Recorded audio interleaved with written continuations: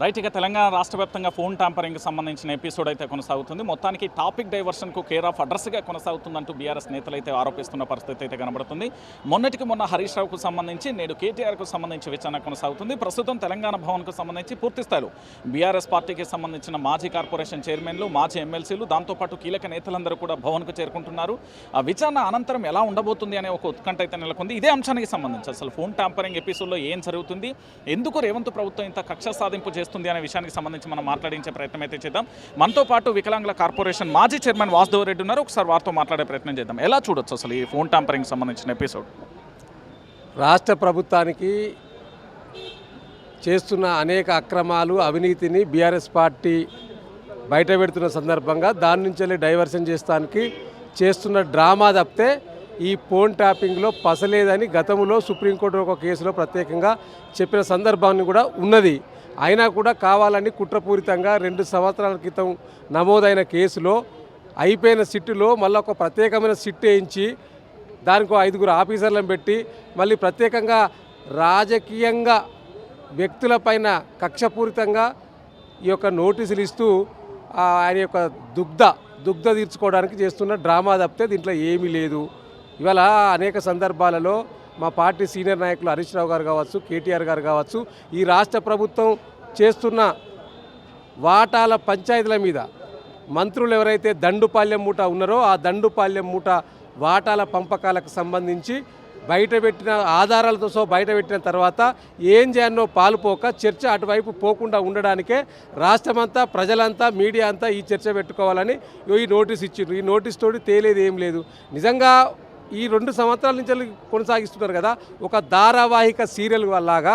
మరి ఈ 2 సంవత్సరాలు ఏం తెలిసిర్రు? దాదాపుగా 350 మంది, 400 మందిని విచారించిండ్రు కదా. విచారించిన తర్వాత మీరు ఇప్పటివరకు ఒక ప్రెస్ మీట్ పెట్టకపోతే అధికారులు ఏం జరిగింది, ఆ సిట్టుకు సంబంధించిన ఆ ఫోన్ ట్యాపింగ్లో మా ఫోన్ ట్యాపింగ్ అయిందని చెప్పి హాజరైన వారు ఏం చెప్పిండ్రు, మీరేం చేసిండ్రు అనేది ఇప్పటివరకు తేల్చలేకపోతుంది కదా. దానికి సంబంధించిన ప్రధాన ముద్దాయి అయిన ప్రభాకర్ రావుకే ఇప్పటివరకు సుప్రీంకోర్టు బెయిల్ ఇచ్చింది. ఇక బెయిల్ ఇచ్చినాక ఇంకేముంటుంది అందులో? ఇది అసలు రాజకీయ నాయకులకు ఏం సంబంధం అండి ఫోన్ ట్యాపింగ్లలో? అది రాష్ట్ర ముఖ్యమంత్రికి కానీ రాష్ట్ర మంత్రులకు కానీ సంబంధం ఉంటుందా? అయితే ఇవాళ ఈ రాష్ట్రంలో ఒక చర్చ జరుగుతూ ఉన్నది. ఈ రాష్ట్ర ముఖ్యమంత్రి రేవంత్ రెడ్డి గారు మీ క్యాబినెట్ మంత్రుల ఫోన్ ట్యాపింగ్ చేస్తూ ఉన్నావు, నువ్వు అనేక మంది ప్రతిపక్ష నాయకులు మా కేటీఆర్ గారిది, హరీష్ రావు గారు ఫోన్ ట్యాపింగ్ జరుగుతూ ఉన్నది మేము ఆరోపిస్తూ ఉన్నాం. చేస్తలేవా? ప్రమాణం చేస్తావా? చెప్పగలుగుతావా? నువ్వే ఒకరోజు ఢిల్లీలో చిట్చాట్లో చెప్పినావు కదా ముఖ్యమంత్రి గారు ఫోన్ ట్యాపింగ్ అనేది కామన్గా చేయాల్సిందే, చేయకుండా తప్పదు ఏ ప్రభుత్వమైనా అన్నావు. మరి నువ్వే అన్నాక ఇంకా దాని మీద చర్చ ఎక్కడిది? ఇదంతా దేనికోసం, ఎవరి కోసం అంటే నువ్వు అంతా కూడా కేసీఆర్ గారిని, కేసీఆర్ ఫ్యామిలీని టార్గెట్ చేయాలి కాబట్టి రాజకీయంగా అణిచివేయాలని ఒక కుట్రలో భాగంగా చేస్తున్న డ్రామా. తప్పకుండా వీటన్నింటి కూడా ఛేదిస్తాం. మీరు ఎన్ని డైవర్షన్ డ్రామాలు చేసినా ఇవాళ మేము ఆ డైవర్షన్ వైపు వెళ్లకుండా మీరు ఇచ్చిన 6 గ్యారంటీలు, 13 అంశాల హామీలు ఏవైతున్నాయో అవి అమలయ్యేదాకా మేము వెంబడిస్తాం, వెంటాడతాం. మిమ్మల్ని ప్రజల ముందు దోషిగా నిలబెట్టడమే ప్రధాన ప్రతిపక్ష పార్టీగా మా బాధ్యత. ఆ బాధ్యతను మేము నెరవేరుస్తాం. ఒక ఉద్యమకారుడిగా ఉద్యమ సమయంలో పార్టీ వెన్నంటి నిలిచిన వ్యక్తి మీరు.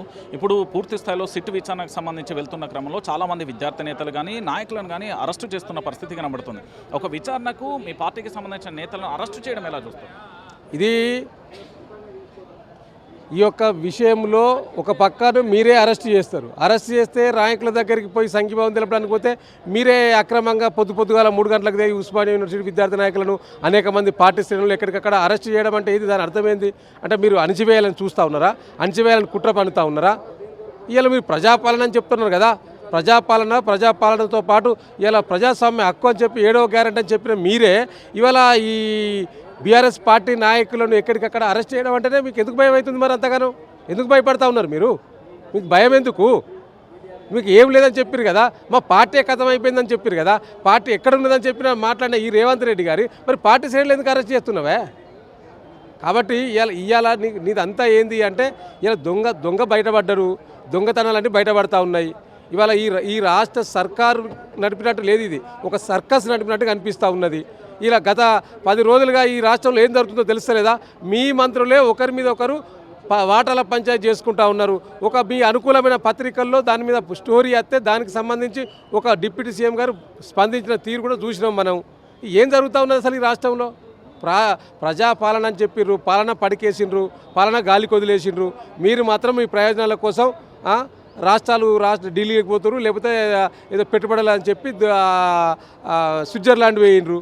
మీరు తెచ్చే పెట్టుబడులేమో కానీ మీరు అక్కంచెల్లి స్కెచ్ చేస్తూ ఇక్కడ రాజకీయ నాయకులుగా ప్రతిపక్ష పార్టీని అణచివేయాలని కుట్ర చేస్తూ ఉన్నారు. ఎట్లయితే బాల్ కిందికి కొడితే ఎంత స్పీడ్గా పైకి వస్తుందో అట్లనే మీరు ఎంత అణచివేయాలని కుట్ర పన్నినా మీ అణచివేతలకు భయపడ్డాడు ఎవరు లేడు. గతంలో తెలంగాణ ఉద్యమంలో అనేక కేసులు చూసినాం, అనేక సార్లు జైలుకు వెళ్ళిన చరిత్ర ఉన్న పార్టీ ఇవాళ బీఆర్ఎస్ పార్టీ. చరిత్ర ఉన్న నాయకుడు కేసీఆర్ గారి నాయకత్వంలో ట్రైనింగ్ పొందిన నాయకత్వం ఇక్కడ బీఆర్ఎస్లో ఉంది కాబట్టి మీ పిట్ట బెదిరింపులకు ఎవడు బయటపెట్టినట్టు ఇక్కడ లేడు. మీరు ఎన్ని కేసులన్నా పెట్టుకోండి, మాకు న్యాయస్థానాల మీద చట్టాల మీద నమ్మకం ఉన్నది కాబట్టి తప్పకుండా వారికి హాజరవుతాం, మా సమాధానం సమాధానం చెప్తాం. థ్యాంక్ యూ అండి. రైట్, వాసుదేవ్ రెడ్డి గారి వాదన ఒకటే, పూర్తి స్థాయిలో కూడా టాపిక్ డైవర్షన్కు కేర్ ఆఫ్ అడ్రస్గా మారిపోయింది. దాంతోపాటుగా చట్టాలు ఉన్నాయి, ఇక్కడ న్యాయస్థానం ఉంది, రాజ్యాంగం ఉంది, ప్రజాస్వామ్యం ఉంది, అన్నింటినీ ఎదుర్కొంటాం, ఖచ్చితంగా కూడా నిజమైతే నిజమే గెలుస్తుంది అంటూ కూడా వారు వాదిస్తున్న పరిస్థితి కనబడుతుంది.